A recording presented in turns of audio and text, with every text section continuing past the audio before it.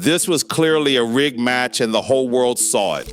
Those are the words of Egypt's head coach Hossam Hassan, who after a devastating 3-2 defeat to Argentina, vowed to boycott every remaining minute of the 2026 World Cup, a 92-year wait for a quarterfinal, a disallowed goal, an ignored penalty, 3 unanswered goals in 23 minutes. What Egypt is accusing FIFA of goes far beyond bad refereeing. Hossam Hassan stood before the press, his voice sharp and unwavering. This was clearly a rigged match and the whole world saw it. With those words, he did what no coach at a World Cup had done before. He announced a total boycott. Hassan declared he would not watch a single remaining minute of the 2026 tournament, rejecting the legitimacy of the event itself. His vow was not just personal defiance. It was a public act.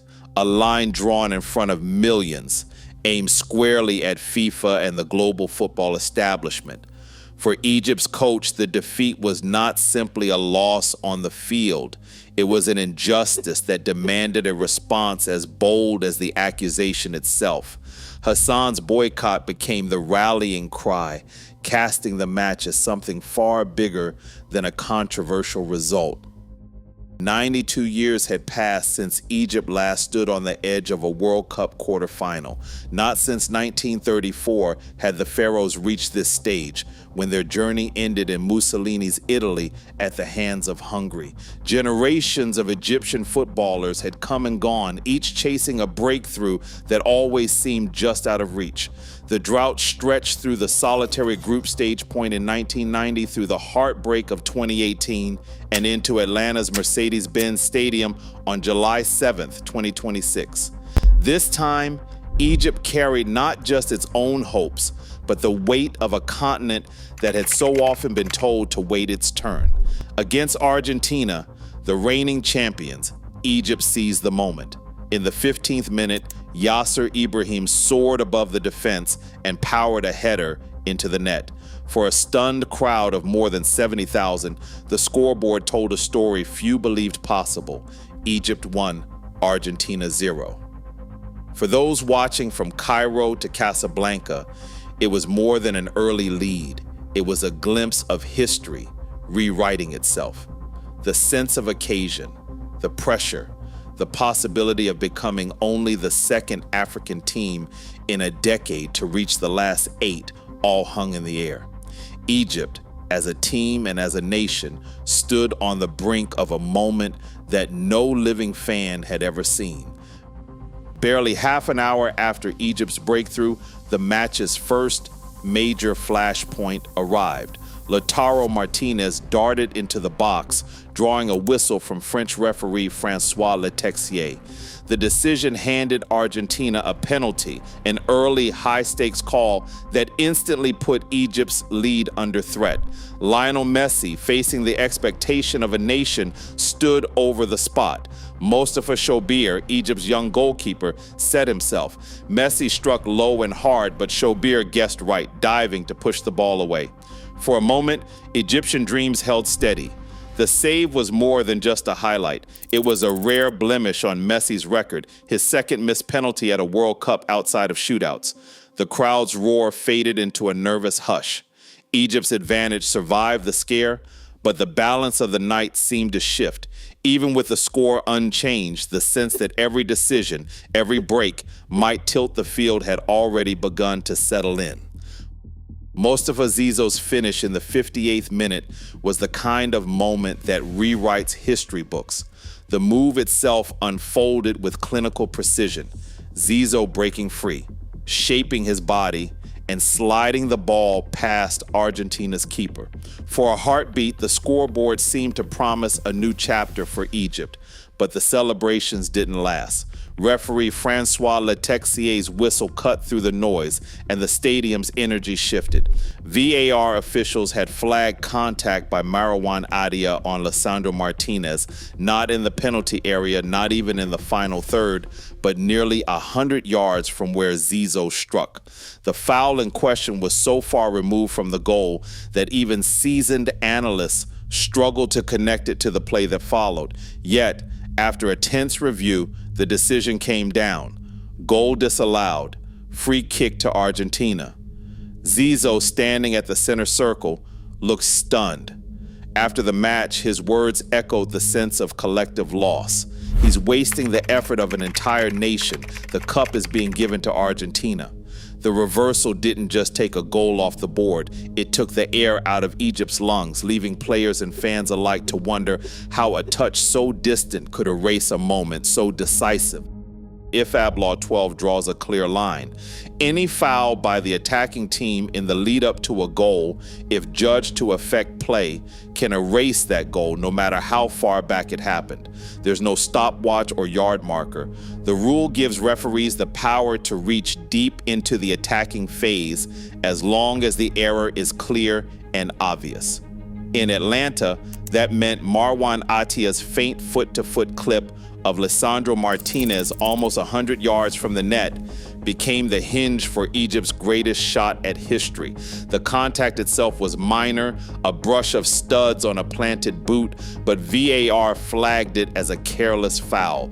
Referee Francois Letexier had the protocol to back him up. The law was followed, but its reach felt limitless. The real grievance, though, is arithmetic.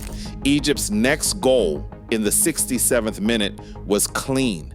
If Zizou's first finish had stood, the scoreboard would have read 3-0.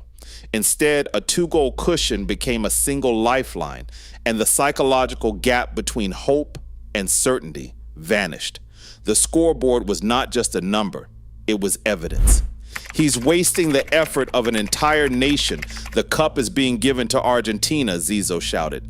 For Egypt, this wasn't a technicality. It was the difference between a miracle and another chapter of heartbreak, all decided by a rule whose boundaries seem to stretch as far as the referee is willing to look. Egypt's best player found himself at the heart of the next controversy. Mohamed Salah darted into the penalty area only to feel his jersey yanked by an Argentine defender. The contact was obvious. A fistful of red and white fabric, Salah's run checked just as he tried to turn toward goal. Referee Francois Letexier kept his whistle silent. No penalty, no stoppage, not even a glance toward the screen. The VAR booth stayed quiet. Seconds later, Argentina surged forward, flipping the field and grabbing the initiative. What followed wasn't a single moment, but a pattern. Every time Egypt tried to break, a shrill whistle cut them down. 50-50 challenges in midfield, shoulder-to-shoulder battles on the wing. Each time, the call went against the Pharaohs. Letexier's arm pointed back, breaking Egypt's rhythm, pinning them deeper and deeper. For a team built on counterattacks, every stoppage was another wall thrown up in front of their hopes. The contrast was jarring. Hyper-attention to Egypt's smallest infractions, silence when Salah was pulled down in the box.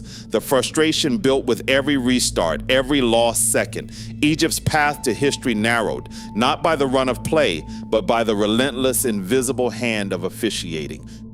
Christian Romero's header in the 79th minute was the first sign that the ground beneath Egypt's feet was giving way. The ball crashed past Shobir, and the two-goal cushion, so hard won, so fiercely defended, vanished in an instant. 4 minutes later, Lionel Messi found the crossbar and the net in a single motion, the equalizer landing like a punch that left Egypt staggering. In the stands, Egyptian supporters who had been singing for a miracle now watched in silence, their voices stolen by the swing of fate. The team's line stretched, legs tired, minds racing.